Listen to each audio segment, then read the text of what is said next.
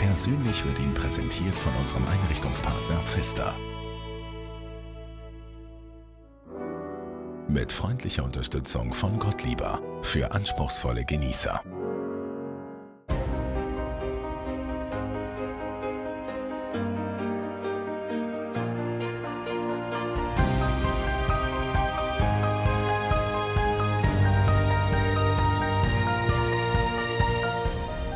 Persönlich.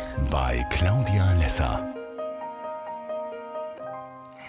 Persönlich bei Claudia Lesser heute mit dem Zermatter Matthias Taugwalder. Ein geschichtsträchtiger Name, kann man sagen, aber eigentlich vor allem Bilder inspirieren, 360-Grad-Panoramabilder, aber auch Bewegtbilder. Für das hat er schon ein paar hohe Gipfel erklommen, dort sich manchmal in Gletscherspalten abseilen oder hängt am Helikopter. Was ihn bewegt, das wollen wir heute herausfinden. Ich sage zuerst mal herzlich willkommen, Matthias. Schön, bist du bei uns. Ja, merci. Du hast schon gesagt, ein geschichtsträchtiger Name. Es gibt auch ein spannendes Projekt dazu, die Suche nach der Wahrheit zum 150-jährigen Jubiläum von der Erstbesteigung von Matterhorn. Über das wollen wir reden. Es gibt nochmal eine 150-Jahre-Geschichte. Das war das Mammutprojekt, das du 2014 realisiert hast. Also die 150 Jahre, die sind bei dir eine Nummer, die einen grossen Einfluss auf deine Karriere gehabt hat, oder? Sozusagen schon, ja. Sind das die zwei wichtigsten Projekte für dich gewesen? Ja, nein, es gibt natürlich viele andere, kleinere Projekte, die kommt ganz drauf an. Tauchen wir doch mal schnell in dein Arbeiten rein. Panoramabilder haben dich gross gemacht, haben dich zu einem Namen gemacht. Jetzt sind Bewegtbilder dazugekommen. Und das hat ja eigentlich mehr oder weniger zufällig angefangen, weil ursprünglich hast du dich einmal eher mit IT auseinandergesetzt. Du hast Internetseiten programmiert und mit 15 ist es losgegangen und hast dann eben so ein bisschen Bilder geschossen. Wie ist es dann zu diesen Panoramabildern gekommen? Genau, das ist Ende 90er Jahre ist das aufgekommen, dass man so ein interaktives Bild machen kann, das du rundum schauen kannst. Und ich habe das irgendwie cool gefunden und damit angefangen auszuprobieren. Und habe das war der Mann, in der Nähe von der Hönli, habe ich so ein 360-Grad-Bild gemacht. Weil es einfach, nicht mit iPhone, kann man sagen? Nein. Also das ist noch ein schweres Stativ, so mit alles drum und dran. Und das war 2003 ist das gewesen. Und das habe ich eigentlich relativ spannend gefunden. Und ist eigentlich das Bild habe ich dann gemerkt, ja, das ist noch etwas, was spannend ist, weil man aber einen Betrachter kann und du kannst da irgendeinen Ort hinpflanzen. Das ist zu der Zeit die 360-Grad-Panoramafotografie eine ziemliche Nische gewesen. Und das ist jetzt ja heutzutage mit Virtual Reality und so weiter ist das in aller Munde so. Aber damals bist du wirklich noch Vorreiter, ja. oder? So gesehen schon. Und das andere, was halt passiert ist, wenn ich das Bild gemacht habe, habe ich irgendwie den Müff auf die Matte geschaut und habe gedacht, ja, ist ja lustig, gut recht, das jetzt zu machen, aber auf dem Gipfel wäre es natürlich spannender. Und zu der Zeit bin ich überhaupt nicht sportlich und nichts. Das war so ein bisschen das Problem. Als Taugwalder? Ja, genau. Nein, Sport ist nicht so auf dem Radar gewesen. Und ja, wirklich angefangen zu trainieren, seriös. Ich hatte noch ziemlich ein paar Kilo mehr auf der Hüfte. Und nachher im 2005 im Herbst bin ich das erste Mal auf dem Gipfel gewesen. Und zwar so im Sonnenaufgang. Ich habe eine ganz aufsteigende Nacht gemacht, weil ich auch das Bild machen vom Sonnenaufgang. Und das muss man sich so vorstellen, der Gipfel das ist ca. breit wie ein Spiegelbrett. Links und rechts geht es 2500 Meter zu Loch ab. Und speziell ist vor allem im Sonnenaufgang, weil du hast in dieser Höhe, weil du bist ja relativ auf 4500 Meter fast, hast kurz vor dem Sonnenaufgang hast du das ganze Regenbogen-Farbenspektrum am Horizont. Das wirklich viel extremer als das es hier siehst. Und gleichzeitig siehst du unten einen ganz schwarzen Strich unter einer Regenbogenfarbe. Und das ist der Erdschatten. Und das war ein ganz spezieller Moment. Und dann kommt zuerst das Sonnenlicht und die ganzen Gipfel rundum sind auf einmal 4 rot. Der Schnee vor dir ist Feuerrot am Anfang. Und das hast du alles gesehen auf deinem Bügelbrett oben? Also genau. Ich meine, oder ja. wenn man sich das vorstellt... Er hat noch das Bild gemacht. Also noch auf dem Gipfel ist noch ein Stativ mit der Kamera, die drin ist. Das heisst, du musst mit dem Stativ noch rundum laufen. Toll, das stelle ich mir hervorragend vor. Genau. Auf 4300 Meter. 4,5 fast, Ja. 4,78. Genau. Und nachher, und jetzt rückblickend, siehst du das eigentlich, das war so der Moment, wenn es mir gezündet hat. Aber wirklich, wenn ich wahrscheinlich das mache, was ich jetzt mache. Du, das müssen wir uns mal schnell anschauen. Es ist nicht das Bild, das du jetzt beschreibst, aber es war ein Projekt für Mammut, Project 360, das er auch zum 150-jährigen Jubiläum aufgenommen hat. Aber man sieht mal sehr gut, wie es dort oben aussieht. Und dann reden wir natürlich auch noch schnell über das Projekt. Aber zuerst schauen wir uns mal schnell ein paar Aufnahmen an. Zum Start des Project 360 brachte Mammut einige seiner Top-Athleten mit dem Virtual Reality-Experten Matthias Taugwalder zusammen. Zusammen haben sie an dessen Entwicklung gearbeitet. Project 360 started about 2 years ago. Das Project 360 wurde vor 2 Jahren ins Leben gerufen. Damals filmten wir den Aufstieg an der Eiger Nordwand. Dafür entwickelten wir ein spezielles Kamerasystem. Ein Rucksack mit einem Würfel aus 6 GoPro-Kameras, die in regelmäßigen Intervallen 360-Grad-Fotos und Videos aufnehmen.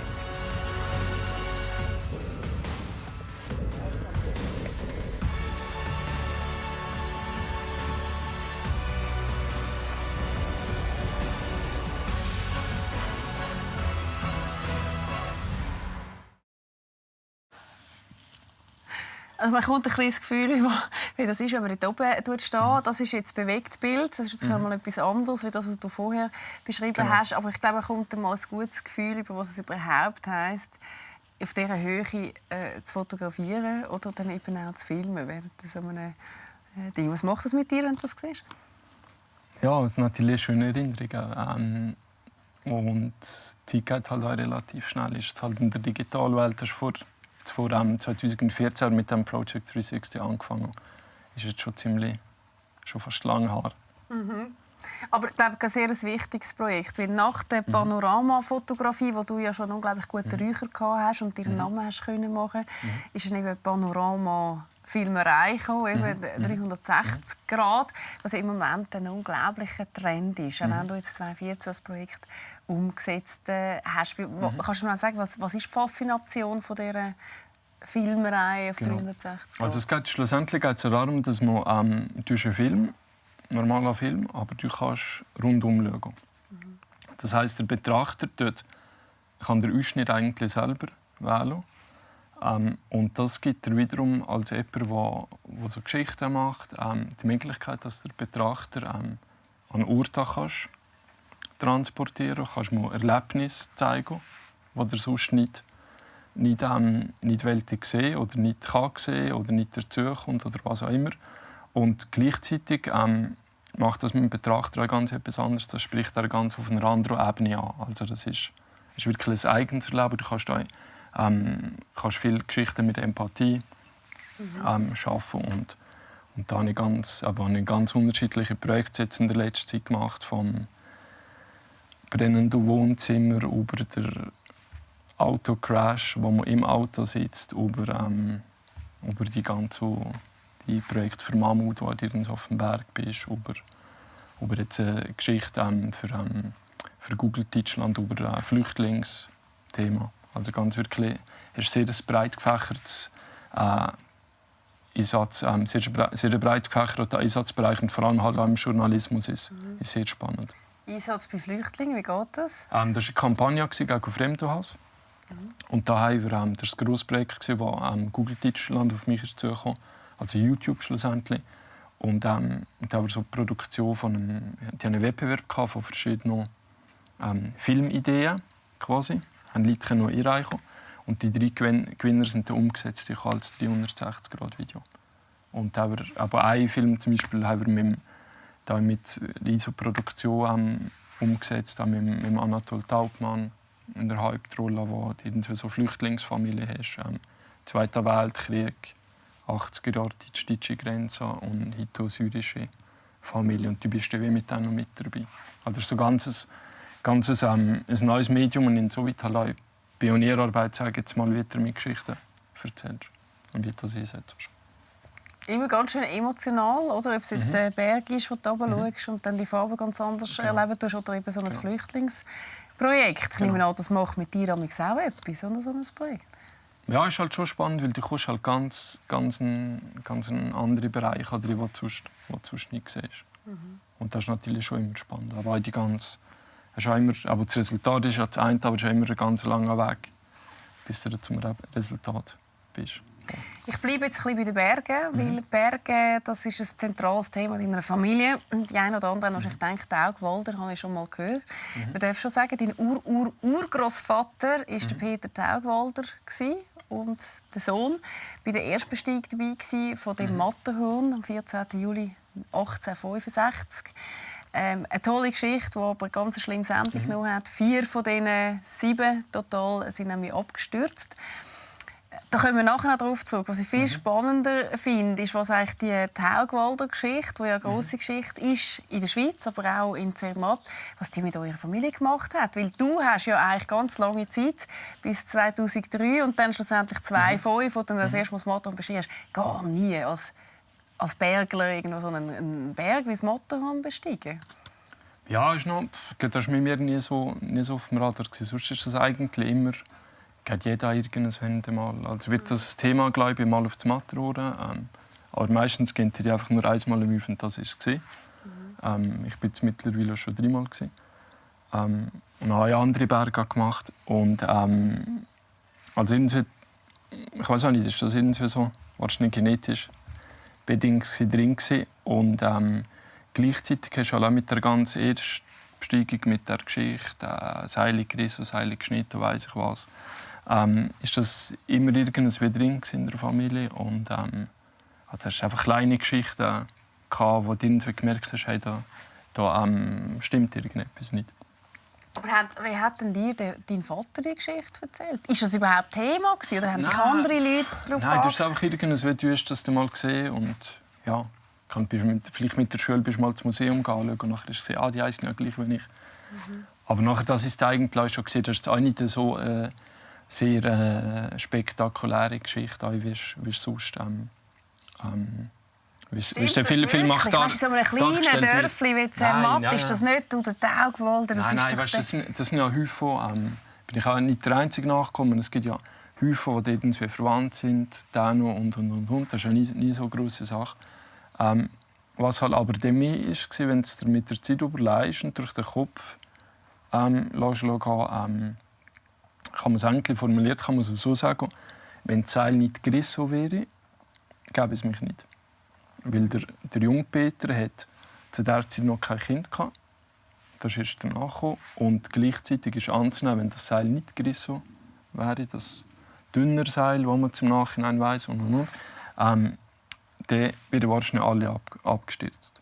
Und durch das ist das immer so ein bisschen ja, die existenzielle Frage ist ein bisschen übertrieben. Ja, so aber es war ein Thema. Und nachher habe ich irgendwie gedacht, wenn das Jubiläum ist angekommen, also angestanden ist, habe ich gedacht, ja gut, es wird noch spannend, irgendeine Geschichte darüber zu machen, irgendein Fotoprojekt, aber das habe ich gar nicht so gross auf dem Schirm gehabt. Und habe, wie wir das machen, am Anfang recherchieren und dann irgendwie in einer Stunde via Google habe ich teilweise Sachen gefunden, die ich gar noch nicht gewusst habe, dass es Dokument gibt oder was man nicht gekehrt hat und. Und dann habe ich gedacht, Moment, jetzt grabe ich mal ein bisschen weiter. Und bei der habe ich angefangen, gedacht, ja gut, der Ansatz kann sein, dass man wie andere Nachkommen besucht, auch bei der zur Enkelin von Wimper vorbei gesehen. Sollen wir vielleicht mal ganz kurz sagen, was das überhaupt für eine Geschichte war, dass man das auch versteht?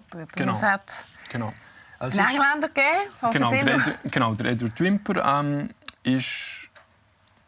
Engländer und vielleicht vorher gesagt, die Ausgangssituation ist die, dass das Matterhorn 1865 einer von den letzten grossen Bergen ist, wo aber die Normalroute noch nicht bestiegen ist, den Alpen. Und du hast Italien und England, beide wollen die Ersten sein quasi. Und auf der italienischen Seite hast du der Carel, italienischer Bergführer der vom Staat, vom italienischen Alpenclub unterstützt wird. Und auf der anderen Seite hast du den Wimper. Und der Wimper will zuerst mit Carel gehen, wie auch immer. Da gibt es so ein Rennen. Für England eigentlich, oder? England und nachher, genau, für England. Und nachher der Carel geht auf einmal ohne den Wimper los. Der Wimper geht zurück auf Zermatt auf der anderen Seite. Zermatt ist ja die Grenze zwischen Schweiz und Italien. Geht in die Schweiz und sammelt sich da so die Truppe zusammen über Nacht. Sibulit, was versuchen, das Matterhorn zu besteigen. Sehr ungeplant, alles gegen alles, was wir heutzutage wissen, wie man Bergtouren plant und. Und schlussendlich gelingt es dann noch, dass die Erste auf dem Gipfel sind. Der Carel ist nur ein paar hundert Meter unterhalb, Sie sehen ihn noch. Und mit dem Abstieg rutscht einer von den Engländern, relativ unerfahrener Bergsteiger, der Haddo, rutscht uns, zieht vier andere mit in die Tiefe. Und zwischen dem Gast und meinem Urgroßvater, dem Peter Senior, reißt das Seil, weil der Seil um einen Fels getan hat. Das Ganze ist ein Sekundenbruchteil, wo das passiert. Also der hat das Seil vor, wahrscheinlich, was man jetzt weiss, um einen Fels getan und der reißt das Seil. Und der Wimper und die 2 Tauchwalder überleben, was ja gut ist, sonst wären wir heute nicht hier. Genau. Und nachher kommt der Wimper zurück nach England und gerät da extrem unter Druck ein, weil 3 Engländer sind gestorben. Die Queen will sogar das Bergsteigen verbieten für Engländer und. Hat sie Vorstoß gegeben. Und nachher tut das langsam, ist halt heute über, muss sagen, Storytelling, ist halt, besetzt der Wimper halt das Thema und erzählt halt seine Version von der Geschichte, der Typ von der Verantwortung. Er war ja der Hauptinitiator, der Chef der ganzen Expedition. Und schiebt die Verantwortung so langsam ab. Der Urgroßvater. Genau, ein Stück weit, genau. Und die Geschichte hat sich ja unglaublich entwickelt. Oder? Am Anfang hat er einmal noch mit einem Interlaken, einem Bergführer, geredet. Und dort hat er gesagt, also man kann denen gar nichts vorwerfen. Genau. Kommt immer besser. Und am Schluss, so nach ein paar Monaten, hat sich dann eigentlich zugespitzt und er hat ihnen eigentlich vorgeworfen, dass sie sich wirklich denen entledigt haben. Also dein Urgroßvater sich denen entledigt hat. Ja, aber das gibt es zig verschiedene Dinge. Aber es ist ein Stück wie jetzt von dem, weil ich die ganzen Originaldokumente recherchiert habe, gesehen und ist ein Stück weit wahrscheinlich nachvollziehbar. Gewinner ist, also gewonnen von denen am Schluss überhaupt nicht mehr. Also eigentlich sowohl der Wimper als auch die Tagwalder. Es sehr das einschneidendes Erlebnis im Leben von denen. Und du sagst einschneidend, was heisst das konkret? Ist man geächtet worden in Zermatt? Hat man ihm vorgeworfen? Noch nicht einmal direkt. Das ist der Alt, also der Peter Senior, der hat überhaupt keine Bergtouren mitgemacht, oder nur noch wenig. Gibt es nur eine dokumentierte danach. Aber auch der Wimper ist, der hat das Thema nie so richtig losgelassen und ist auch verbittert da ein bisschen. Der Wimper auch? Genau, wie mir die Enkelin da gesagt hat, als ich das Interview gemacht habe. Oder auch und der Jungpeter ist vielleicht noch der Mensch, das wird dann als einer von einem besseren Bergführern in Zermatt. Er geht 150 Mal, glaube ich, so etwas auf das Matterhorn. Der hat das nicht traumatisiert, genau, der hat das oder? nicht so wirklich traumatisiert. Aber es war eine andere Zeit, das muss man halt sehen. Du hast ja da sehr nachgeforscht und man hat auch können lesen, dass dein Urgroßvater wahrscheinlich versprochen ist an dieser Geschichte. Hast du das auch so erlebt nachher oder ist das auch ein Klischee gewesen? Oder es gibt ja das Gerücht, dass er ausgewandert ist mit dem einen Sohn auf Amerika, quasi fast geflohen ist aus Zermatt raus. Genau, das heisst ein Stück weit, weil das halt die bessere Geschichte ist. Sag jetzt mal. Hat sicher das zu einem gewissen Grund auch wahrer Kern. Aber also das ist auch ein Stück weit spekulativ, wenn man jetzt 150 Jahre danach da will etwas daraus tun. Was man aber sagen kann, ist, dass der junge Peter, der Sohn, hat 40 Jahren, was sind es, 40? Ja, ca. 40 Jahre nach der Erstbesteigung, 1917, hat er einen Brief geschrieben an einen englischen Historiker, genau. Und der schreibt in diesem Brief eine Version von der Geschichte. Und die lautet dann wie? Also wo ein Stück weit ein bisschen anders ist, wo er sagt, quasi, der Wimper schreibt, er hat den Tagwalder abhelfen. Die Tagwalder schreiben, der Wimper hat geschlottert und wir haben damals das Leben gerettet. Und jetzt schreibt er so Sachen über uns. Und schlussendlich einfach unter dem Strich sagen kannst du nicht, welche Version jetzt stimmt. Eine Wahrheit gibt es nicht, es gibt zwei. Und wird wahrscheinlich irgendwann Mitte drin sein. Schlussendlich war es einfach ein Unfall. Es war kein Drama, kein Krimi, es war einfach ein blöder Unfall. Ein blöder Unfall. Was ist deine wichtigste Erkenntnis aus dem Fall heraus, von deinem Urgroßvater? Ja, Erkenntnis. Aber wie gesagt, es ist ein Unfall. Aber es ist auch nicht so, dass ich da gross darüber nachgestudiert habe. Genau.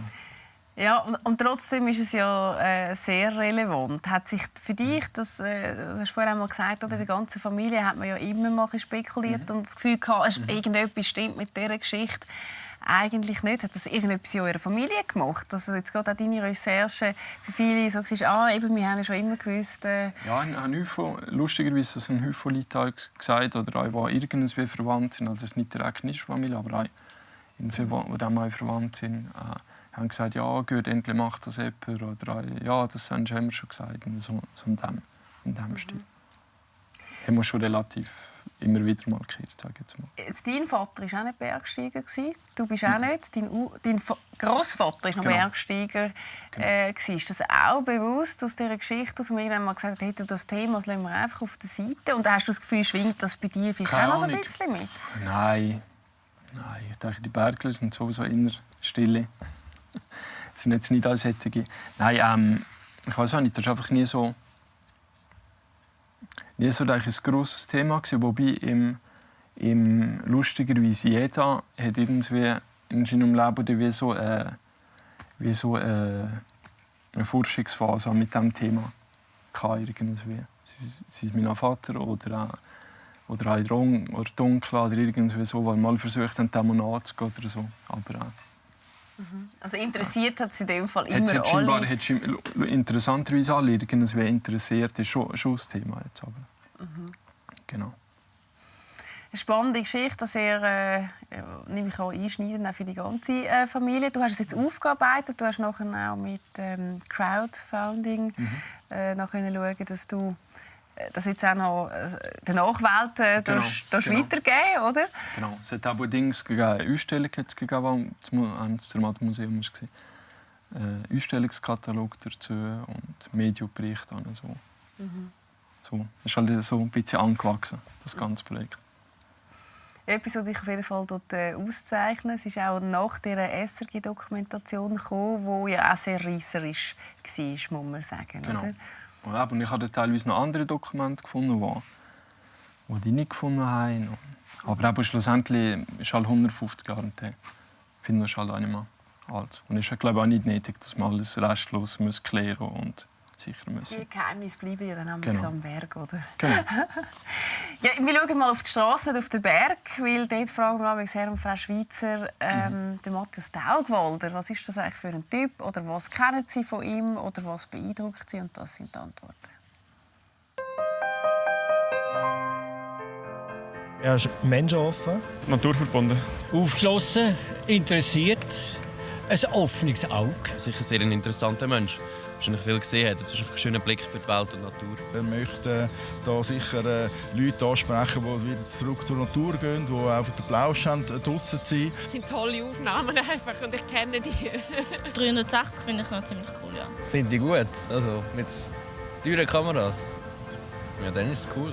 Es gibt eine ganz neue Perspektive. Ja, ich hätte auch gedacht, die 3D-Sachen, also die 360-Sachen sind erst gerade für die Jungen rausgekommen. Aber also 360 Grad kannst du mit dem Handy drehen. Drehen und so, das finden wir cool. Man denkt gerade, man wird dort. Du musst nicht unbedingt reisen alles zusammen.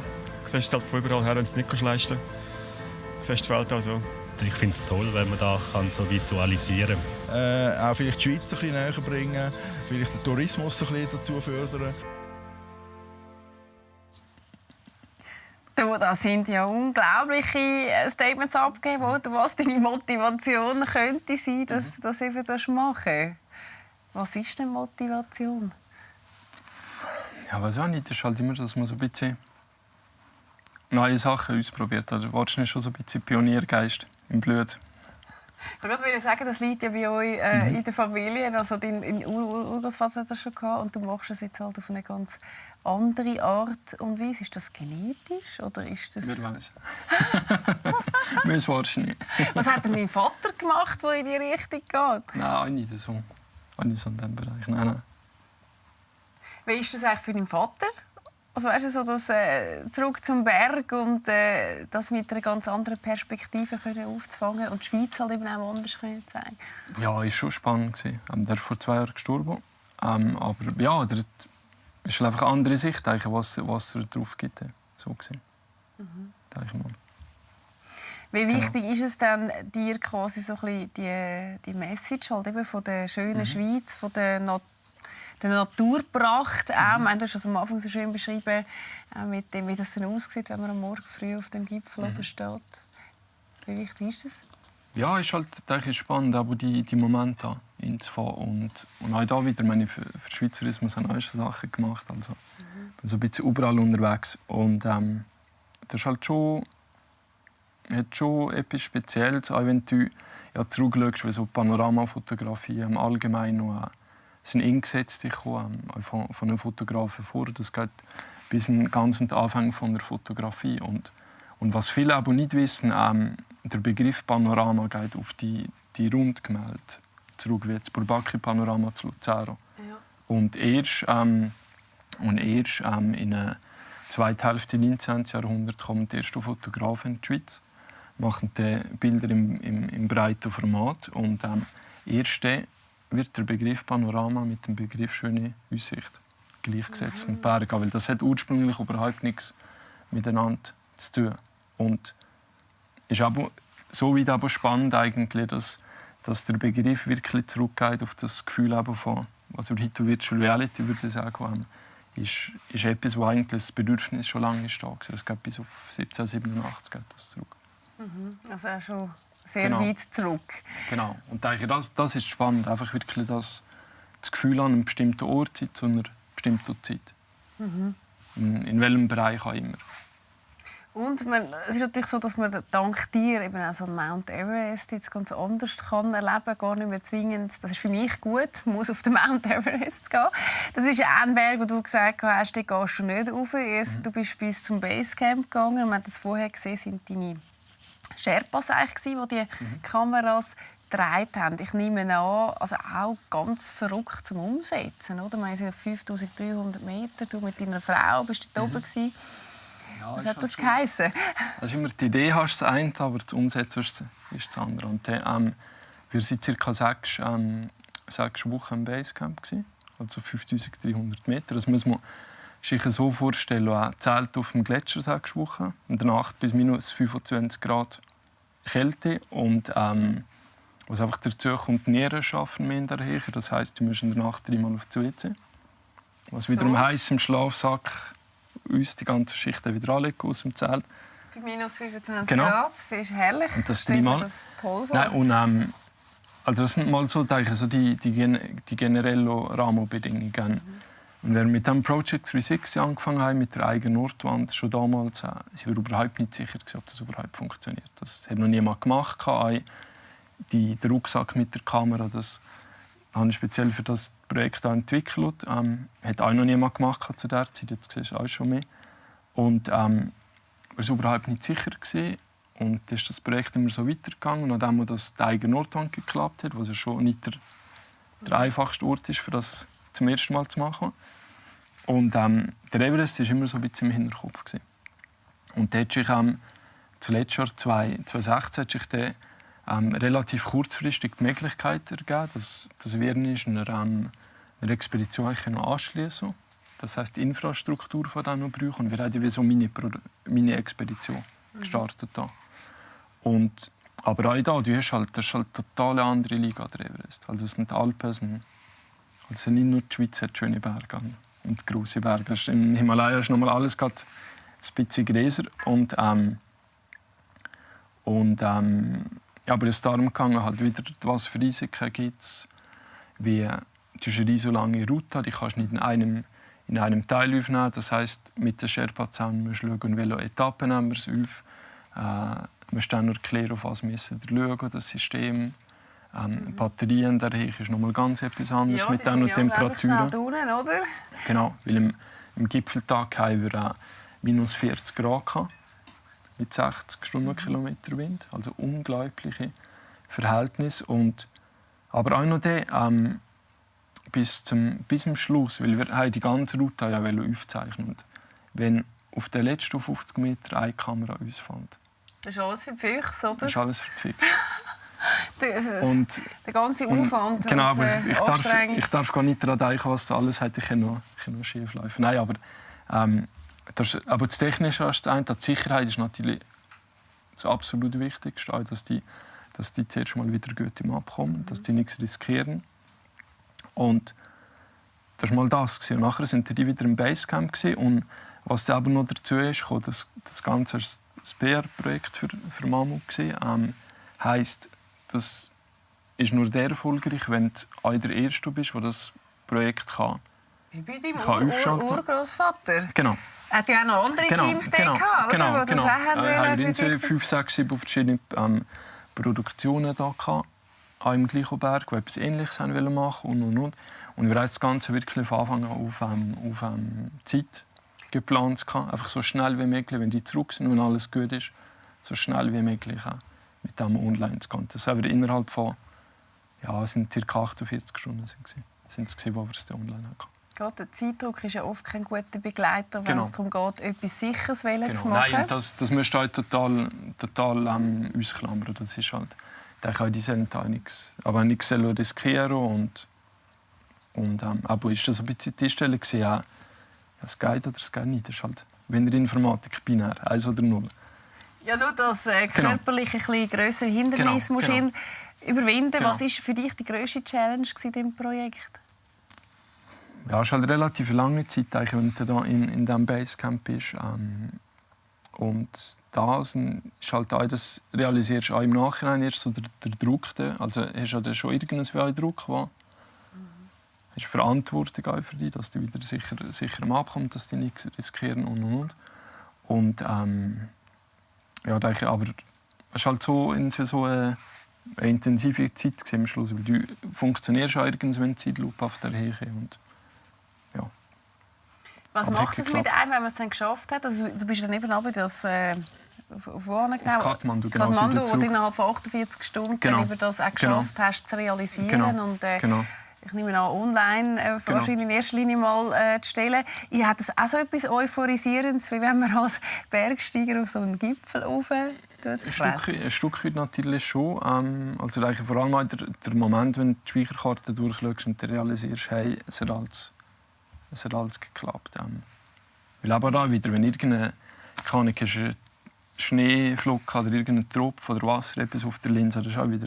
Wo war der Moment? War das ein Basecamp? Das war ein Basecamp, genau. Und die sind Mammut hatte ein paar schlaflose Nächte und hat also ein kleines Basecamp eingerichtet mit ihnen und hatte via Telefon, via Satellitentelefon, haben die auch durchgegeben, dass es geklappt hat. Genau, das war ein ganz spezieller Moment natürlich. Ja, wenn du es wirklich realisierst, hey, es hat wirklich geklappt. Du, und in so einem Moment, wenn ich mir jetzt einfach vorstelle, da hast du nie irgendwie die Geschichte von 1865, dass da irgendwelche Sherpas mit den Kameras da oben sind und irgendetwas könnte passieren.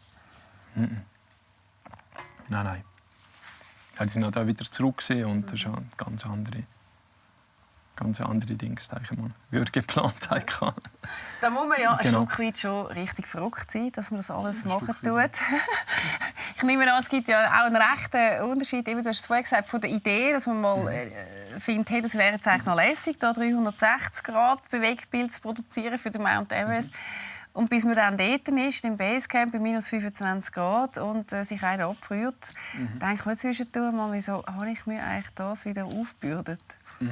Also es kommt so ein paar Momente kommt so. Ich weiss noch, Flugzeug kurz vor Kathmandu. Fliegst und auf einmal siehst du die Wolken und auf einmal siehst du die Berge da. Das war so ein Moment. Und nachher, wenn wir dann über den Teil mit dem Heli bis vorne dran, da haben wir so eine Woche Trekking gemacht. Und das war auch so ein Moment, und das erste Mal der Everest siehst. Das ist schon noch eine eindrückliche Geschichte. Und zwischendurch hast du halt immer wieder so Dinge, wo du fragst, ist jetzt alles gut? Haben sie das dann alles richtig erklärt? Haben die alles mit? Funktioniert das mit den Batterien? Und also wird das schon, die Wartezeit ist immer so ein bisschen wird länger. Da lernt man geduldig zu sein, wahrscheinlich. Genau. Ob man das alles in deinem Gesicht sieht, das werden wir jetzt herausfinden. Wir reden auch mit dem Pieter Sassi, oder er redet besser mit uns und sagt uns, was man für Charakterstärken im Matthias im Gesicht sieht.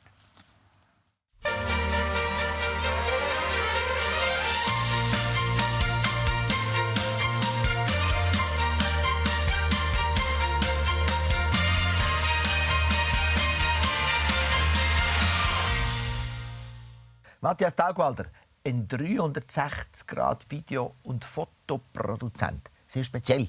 Was bei ihm ganz schön ist, er hat hier Querfalten hier in der Stirn innen. Und die heissen mentales Durchhaltevermögen. Wenn er etwas misst, dann zieht er das richtig durch. Gleichzeitig kommt dazu, was bei ihm auch noch ist, schmale Augen. Schmale Augen, die sind länglich, und länglich geformte Augenformen sind immer sehr gute Beobachter. Sieht alles. Gleichzeitig hat er ein angewachsenes Ohrenläppchen, und das heisst ausgewogenes materielles Interesse. Geben und Nehmen ist ausgewogen. Auffallend ist auch sein Unterlippenfleisch. Unterlippenfleisch ist richtig stark und hängt ein bisschen vorne. Und das ist extrem starkes Genusspotenzial. Sehr starkes Genusspotenzial. Geniessen, Lust haben, drinnen sich daran erfreuen und so, Genusspotenzial. Und gleichzeitig kommt da auch noch ein bisschen Sexualität rein. Ja, das ist die überlappende Unterlippe. Genusspotenzial. Ich glaube, sonst könntest du wahrscheinlich nicht deine Projekte so genussvoll tun. Wo zeigt sich das bei dir im Leben? Ja, ich denke generell, ist viel das, was du machst. Du musst halt nur dahinter stehen. Jetzt müsste ich fordern, ist auch immer so das Gleichgewicht zu finden von Projekten, die dich herausfordern, gegenüber, dass die nicht überfordern sollten. Und ich denke, das ist schon relativ wichtig, dass man morgen aufsteht und nicht und gerne das macht, was man macht. Wie weit kannst du die Projekte geniessen?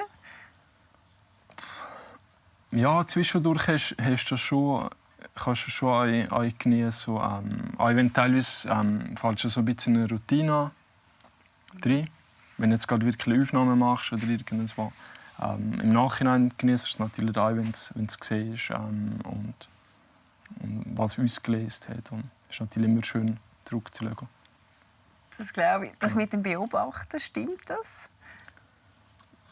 Ja, kann schon stimmen, ja. Dadurch. Also bist du einer, der in erster Linie beobachtet, wenn du mal am Ort bist schon, und schaust, bevor er schon da viel sagen tut? Genau. Du hast ja vorhin ein bisschen angedeutet, die Bergler sind ja sehr verschlossen. Ja, verschlossen, zurückhaltend. Also so vorsichtig, sage jetzt mal vorsichtig. Wieso müssen die Bergler so vorsichtig sein? Ich weiß auch nicht. Das ist irgendwie so. So, wenn jemand fragst, wie geht es dir, und dem geht es super, dann sagt er, ja, nicht schlecht. Und wenn es ihm schlecht geht, sagt er dann was? Ich habe keine Ahnung, was er dann sagt. Dann sagt er eben nicht viel. Das war dein Urgroßvater doch ein Thema, dass er ein bisschen zu wenig wahrscheinlich, ja. gesagt hat. Darum redest du jetzt über deine Projekte. Oder? Genau. Du, was steht denn als nächstes an? Ja, ich habe halt immer so ein paar neue Projekte in der Pipeline, die noch nicht alle spruchreif sind. Ich will mal überraschen. Vielleicht eins, wo ich wieder ein bisschen in die Berge komme. Schauen wir mal, was das Jahr bringt. Und in welche Richtung tut sich dann die 360-Grad-Fotografie, aber auch ein Bewegtbild entwickeln?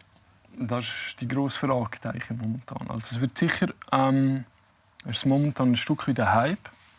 Wird ja im Journalismus eingesetzt, überall eingesetzt. Und ich denke, es wird sicher im Verlauf von diesem Jahr wird es eine Ernüchterung geben, wo man einfach merkt, hey, für das kann man es brauchen, für das kann man es nicht brauchen. Und die Sachen, die man es gut brauchen kann, sind einfach wirklich Geschichten, die du räumlich erzählst, die du Leute an die andere Orte bringst, wo es um Erlebnis geht, wo du auch zum Beispiel eine Person hast, die dir ihre Geschichte erzählt und du bist mit der läufst durch ihren Tagesablauf oder du, keine Ahnung, hast jetzt zum Beispiel eine Geschichte über die Erstbesteigung vom Matterhorn und gehst zurück an die Schauplätze mit jemandem, der dir erzählt, was da passiert ist. Und ich denke, das ist sicher das grosse Potenzial von der Technologie. Und ich denke, AI wird sicher AI nicht gerade so schnell verschwinden. Aber ich hoffe trotzdem, dass Menschen immer noch alles real erleben. Ja. Das wäre sehr schön. Du, wir haben natürlich zum Schluss auch noch einen Wettbewerb. Ich weiss, wie gut du eingerichtet bist. Vielleicht sind Sie es ja noch nicht. Dann können Sie jetzt mitmachen und bei uns 1000 Franken von Pfister gewinnen, wenn Sie jetzt eine E-Mail schreiben oder das Kärtchen oder eine eingeblendete Adresse. Und ich sage an dieser Stelle schon mal, Matthias, danke vielmals. Apropos Genuss, ich dachte, ich gebe etwas mit, wenn du wieder 5 Kilo abgenommen hast. Genau. Beim Basecamp, beim Mount Everest. Das war nämlich so. Genau. Und sage schon mal danke vielmals und freue mich auf das, was dann alles kommt. Ja. Genau. Gute Zeit. Und wir sehen uns am nächsten Donnerstag wieder 22:00 hier auf dem Teleclub Prime. Ich würde mich natürlich freuen, wenn Sie dann auch wieder reinschauen. Bis dahin gute Zeit, haben sich Sorge, ade miteinander.